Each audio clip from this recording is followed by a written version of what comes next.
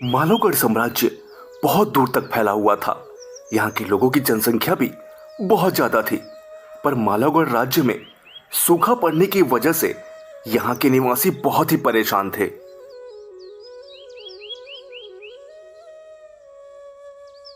मालोगढ़ के राजा चंद्रशेखर इस विषय पर हमेशा अपने मंत्रियों से चर्चा किया करते थे।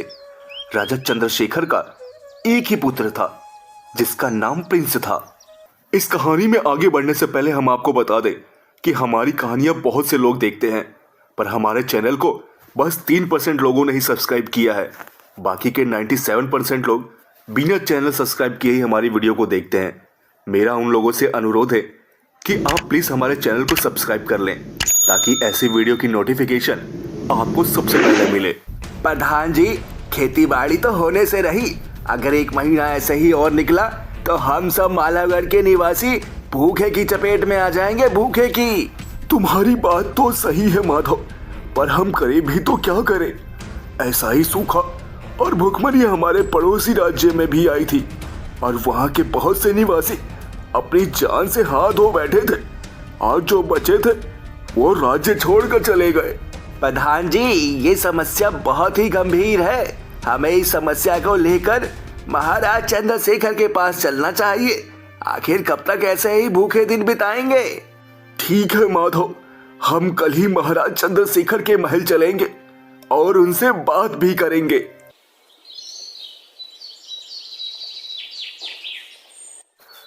राजा चंद्रशेखर बहुत ही सज्जन राजा थे। वो अपने राज्य के निवासियों की समस्या सुनकर उस पर तुरंत निर्णय लिया करते थे। राजा चंद्रशेखर अपने दरबार में थे, तभी प्रधान और माधव अपनी समस्या लेकर वहां आते हैं। महाराज चंद्रशेखर को इस प्रधान का प्रणाम। कहिए प्रधान जी, कैसे हैं आप और हमारे राज्य के निवासी कैसे हैं? महाराज, आपसे कुछ छुपा तो है नहीं। अगर ये सूखा ऐसे ही चलता रहा तो जल्दी हमारा राज्य भुखमरी की चपेट में आ जाएगा।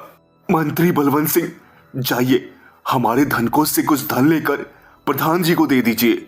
गुस्ताखी माफ करें महाराज, पर हमारे धनकोष में धन अब तो ना के बराबर ही है।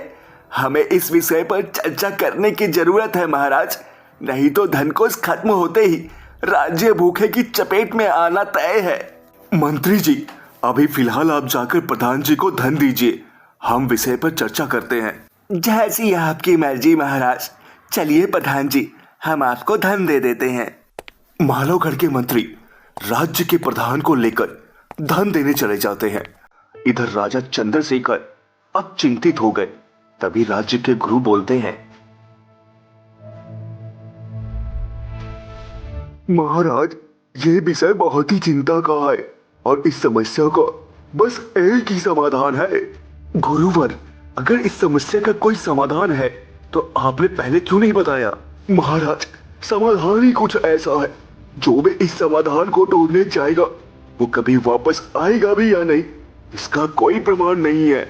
मैं अपने राज्य के लिए कुछ भी कर सकता हूँ गुरुवर, आप बस समाधान बताइए।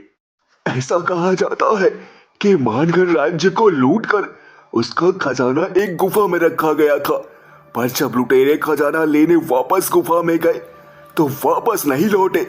अगर वो खजाना हमें मिल जाए तो इस राज्य की 7 पुश्तें आराम से बैठकर जीवन यापन कर सकती हैं महाराज। गुरुवर, फिर तो हम जरूर जाएंगे इस खजाने की खोज में। हम अपने राज्य निवासियों के लिए कुछ भी कर सकते हैं। पिताश्री, आप मुझे इस खोज पर जाने की अनुमति दें, ये कार्य मैं करना चाहता हूँ। पर राजकुमार, आपने सुना नहीं क्या गुरुवर ने क्या कहा? वहां गए लुटेरे वापस नहीं आ पाए, तो जरा सोचिए वह जगह कितनी खतरनाक होगी। मंत्री जी, आप हमारे पुत्र को डरा रहे हैं। गुस्ताखी माफ हो महाराज, मैं तो बस याद दिलाने की कोशिश कर रहा था। राजकुमार प्रिंस, आप अकेले नहीं जाएंगे, आपके साथ राज्य के निवासी राघव की बेटी भी आपके साथ जाएगी। उससे आपको सफर में बहुत मदद मिलेगी और राज्य का एक मंत्री भी आपके साथ जाएगा। तो ठीक है, ये तय हुआ कि इस खजाने की खोज में मेरा पुत्र प्रिंस, बलवंत सिंह का पुत्र मान सिंह और राघव की बेटी मालिनी जाएगी। ठीक है पिताश्री, पहले हम उस लड़की के घर जाएंगे और फिर वहां से हम गुफा की तरफ निकल जाएंगे। आप हमें आज्ञा दें। ठीक है पुत्र, जाओ। राजकुमार प्रिंस अपने घोड़े पर सवार होकर उस लड़की के घर की ओर निकल जाते हैं और थोड़ी देर में ही राज्य से होते हुए उस लड़की के घर आ जाते हैं। राघव काका, मैं यहाँ आपकी पुत्री को अपने साथ एक गुफा की तलाश करने ले जाने आया हूँ। आप उसे मेरे साथ जाने की आज्ञा दें, जिससे मालवगढ़ राज्य का दुख दूर हो सके। क्षमा करें राजकुमार, मैं अपनी पुत्री को किसी भी समस्या में नहीं डाल सकता। आप मुझे माफ करें, मैं अपनी पुत्री को आपके साथ नहीं भेज सकता। राजकुमार और अपने पिता की बातें पुत्री सुन रही थी। अंततः उसने अपने पिता से कहा, पिताश्री, मुझे जाने दे। वैसे भी अगर समाधान नहीं ढूंढा गया तो हम भूखे ही मर जाएंगे। इससे अच्छा तो यही होगा कि हम लड़ें और जीत कर आए। इससे पूरे राज्य निवासियों का भला होगा। तेरे विचार तो इस राज्य के महाराज चंद्रशेखर जैसी है पुत्री।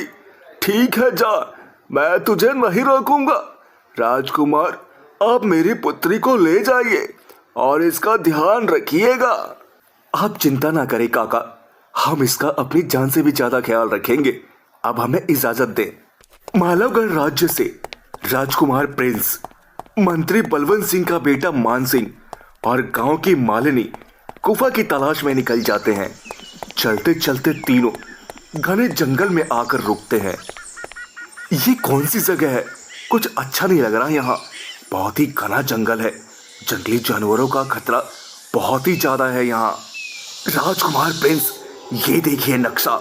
हम अपने रास्ते से थोड़ा भटक गए हैं, हमें इधर से होकर चलने की आवश्यकता है। ठीक है मान सिंह, तो फिर निकलते हैं यहाँ से। ज्यादा देर यहाँ रुकना ठीक नहीं होगा। उसके बाद राजकुमार प्रिंस, मालिनी और मान सिंह उस जंगल से आगे बढ़ने लगते हैं। अंततः वो गुफा के पास पहुंच जाते हैं। राजकुमार प्रिंस, नक्शे के मुताबिक तो यही गुफा होनी चाहिए। होनी चाहिए नहीं मान सिंह जी, यही है। तुम इतने प्रमाण के साथ कैसे कह सकती हो मालिनी कि यही वो गुफा है? राजकुमार, क्योंकि जब लुटेरे पड़ोसी राज्य को लूटकर खजाना यहाँ लाए थे, तब मैं और पिताजी इसी रास्ते से गुजर रहे थे। हमने साफ देखा था। तब मैं बस 6 साल की थी। राजकुमार प्रिंस, मान सिंह और मालिनी आगे बढ़े, पर अचानक से पत्थर गुफा के दरवाजे पर आ गिरा। अब ये क्या नई समस्या आ गई? राजकुमार, यहाँ कोई तो है जो नहीं चाहता कि यह खजाना हम लेकर जाएं, पर कुछ भी हो जाए हम यह खजाना लेकर ही जाएंगे। तो ठीक है मान सिंह, फिर अंदर चलते हैं, चलो। यहाँ तो बहुत अंधेरा है। मालिनी, तुम डरती क्यों हो? तुम्हारे साथ मालवगढ़ के राजकुमार है। राजकुमार, नारी को कम समझने की कोशिश ना करे राजकुमार।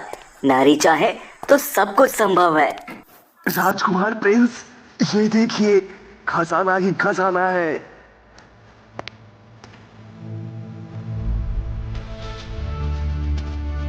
मान सिंह, आखिरकार हमें खजाना मिल ही गया। चलो इसे लेकर चलते हैं।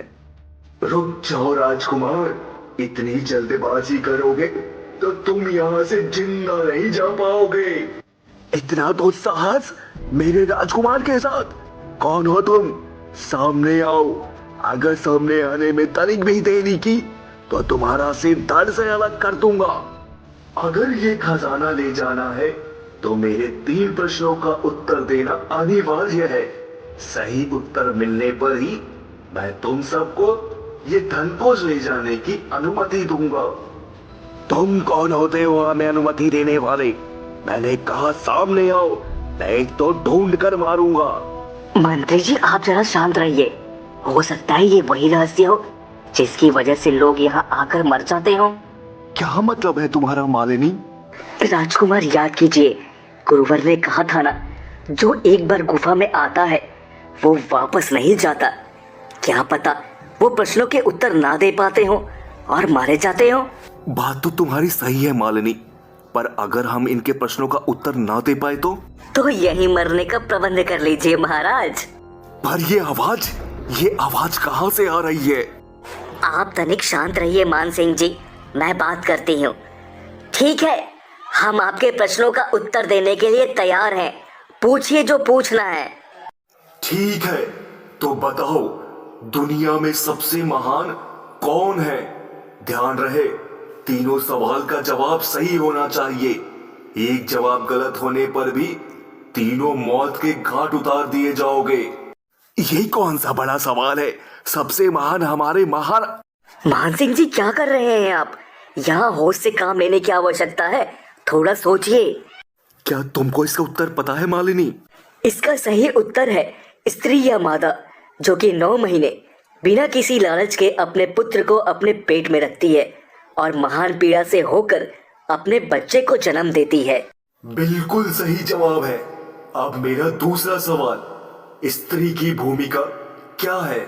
महिलाओं की भूमिका अनिवार्य रूप से परोपकारिता और आत्म बलिदान के संदर्भ में परिभाषित की जाती है, पर उच्च अधिकार के अपने पदों पर पुरुष का समर्थन करना और परिवार की देखभाल करना ही एक स्त्री की भूमिका होती है।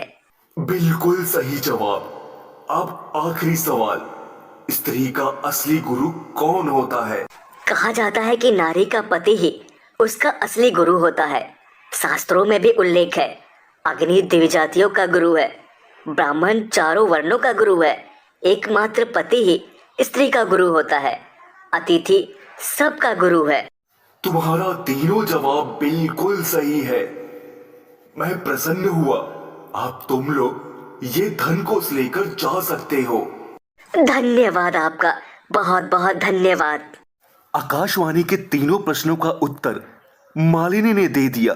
ये देखकर प्रिंस बहुत अचंभित थे। मालिनी, तुमने इतनी सरलता से तीनों प्रश्नों का उत्तर दे दिया। कैसे कैसे जानते थे तुम इनका उत्तर? राजकुमार, मैंने कहा था ना, स्त्री को कम आंकने की कोशिश मत कीजिए। स्त्री चाहे तो हर चीज संभव है। अब चलिए खजाना लेकर चलते हैं, अपने राज्य को बचाते हैं। इस तरह मालवगढ़ साम्राज्य भूखमरी से हमेशा हमेशा के लिए बच गया और राजकुमार प्रिंस ने मालिनी से शादी कर ली।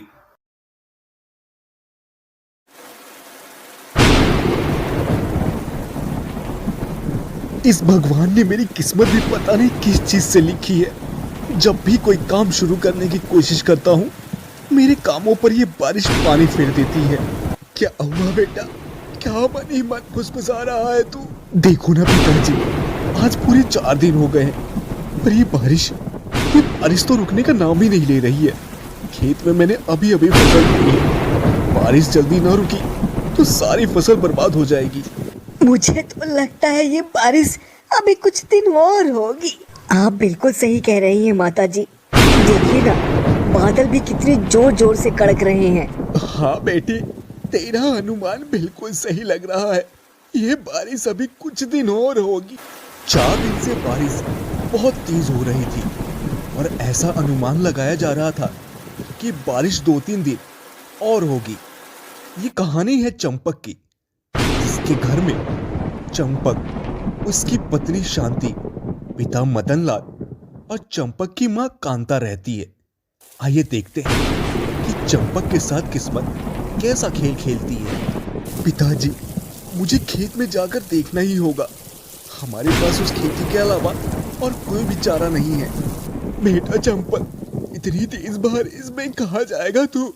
और जाकर भी क्या कर लेगा?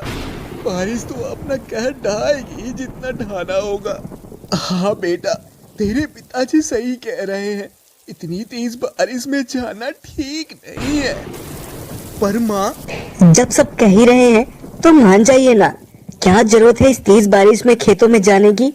ठीक है, जब यही सब चाहते हैं तो नहीं जाते हैं हम।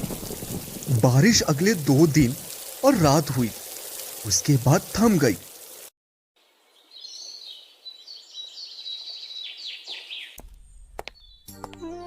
चंपक खेत में जाता है।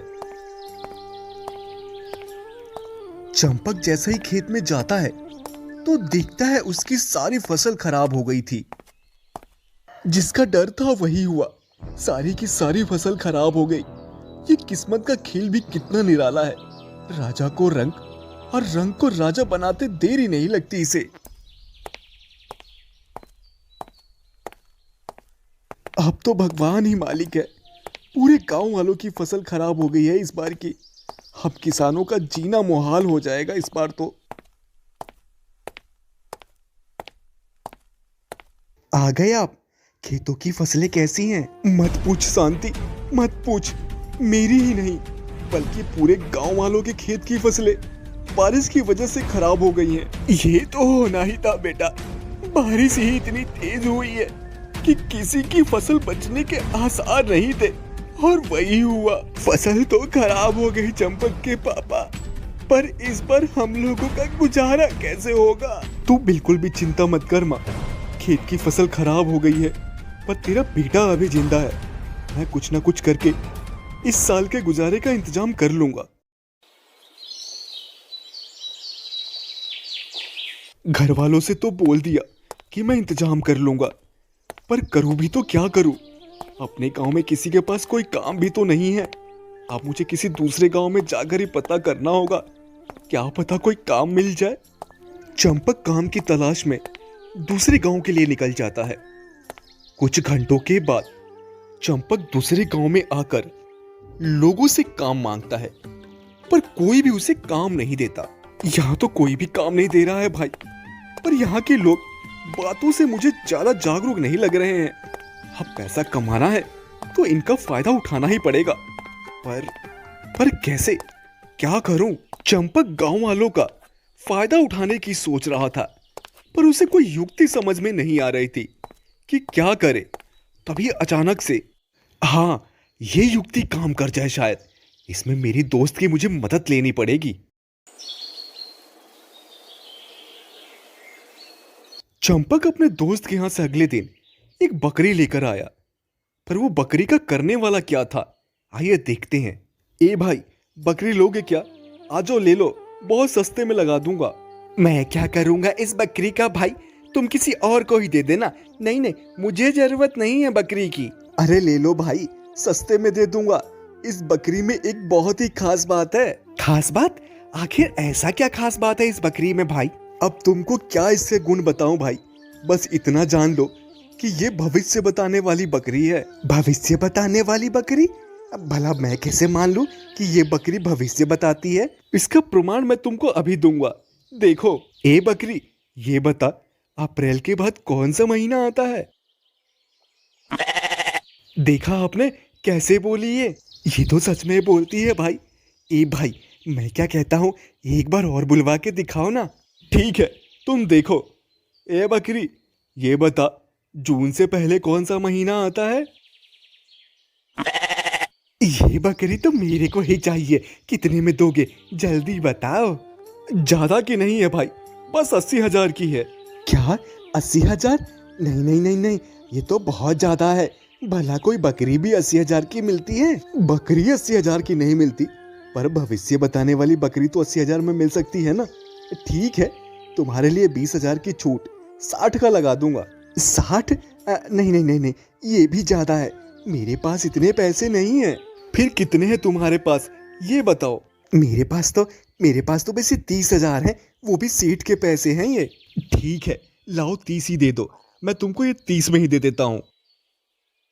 ये गांव तो बड़ा मूर्खों का गांव है भाई। यहाँ तो मैं अपना व्यापार अच्छे से कर सकता हूँ। कुछ दिन रहकर अच्छा खासा धन कमाकर चला जाऊंगा यहाँ से।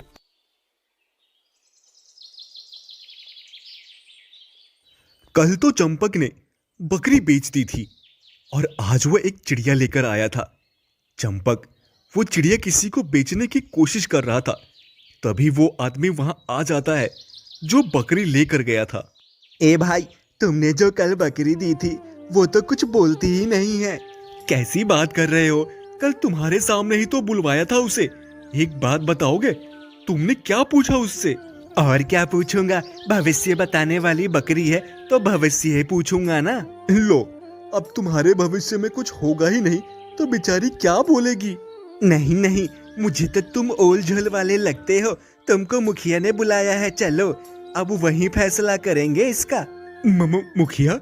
अरे मुखिया से कहने की क्या जरूरत थी भाई, यहीं आ गए होते, यहीं हम लोग आपस में सुलझ गए होते। चलना तो पड़ेगा ही, नहीं तो मुखिया जी यहाँ आकर खुद तुमको सजा देंगे। और अगर तुम्हारी बात सही निकली तो तुमको ढेर सारे पैसे भी मिलेंगे। जब इस गांव के लोग मूर्ख हैं तो मुखिया भी मूर्ख ही होगा। चलो, पैसा कमाने का अच्छा टाइम है। हाँ हाँ, चलो चलता हूं मैं तुम्हारे साथ। चंपक डरते डरते उस गांव के मुखिया के पास पहुंच गया। कौन हो तुम और कहां से आए हो? और ये कैसी बकरी देकर हमारे गांव के आदमी को बेवकूफ बना रहे हो तुम? मुखिया जी, मैंने तो एकदम सही बकरी दी है, इनके सामने ही बुलवाया था, पूछिए इनसे। हाँ हाँ मुखिया जी, उस टाइम तो ये बोल पड़ी थी, पर अब पता नहीं क्यों नहीं बोल रही है। अच्छा ठीक है, तुम इसे मेरे सामने बुलवाओ। अगर ये बोली तो मैं तुमको पूरे 1 लाख रुपए दूंगा इस बकरी के। ठीक है मुखिया जी, अभी बुलवाता हूँ। ए बकरी, ये बता, मुखिया जी पिछले साल कौन से महीने में बीमार पड़े थे? मुखिया जी, क्या आप मई के महीने में पिछले साल बीमार पड़े थे? अद्भुत, ये तो कमाल हो गया। ये बकरी तो भूतकाल भी बता सकती है। तुम ये लो पैसे, पूरे 1 लाख रुपए हैं और ये बकरी मुझे दे दो। और बंसी, तेरे 30,000 भी माफ। ठीक है मुखिया जी, अब मैं चलता हूँ। इसे ही कहते हैं मूर्खों का गांव। अच्छा हुआ जो आते समय मैंने रास्ते में मुखिया की बीमारी की बात सुन ली। इस साल के गुजारे के लिए मेरा काम हो गया। अब यहाँ से रफू चक्कर हो जाता हूँ। चंपक वापस अपने गांव आ जाता है और सारा हाल अपने परिवार को बता देता है। पर ये तो गलत है बेटा, तू उनको धोखा देकर आया है। इसे धोखा नहीं पिताजी, समझदारी कहते हैं, समझदारी। अपनी चालाकी से मैंने कमाए हैं ये पैसे, इस पर मेरा पूरा अधिकार है। अब हमारा पूरा साल आराम से गुजरेगा। इस तरह चंपक ने अपनी चतुराई से कुछ ही दिनों में अच्छा पैसा कमा लिया और खुशी खुशी अपना जीवन जीने लगा। चतुर कभी भूखा नहीं मरता, यही इस कहानी की सीख है।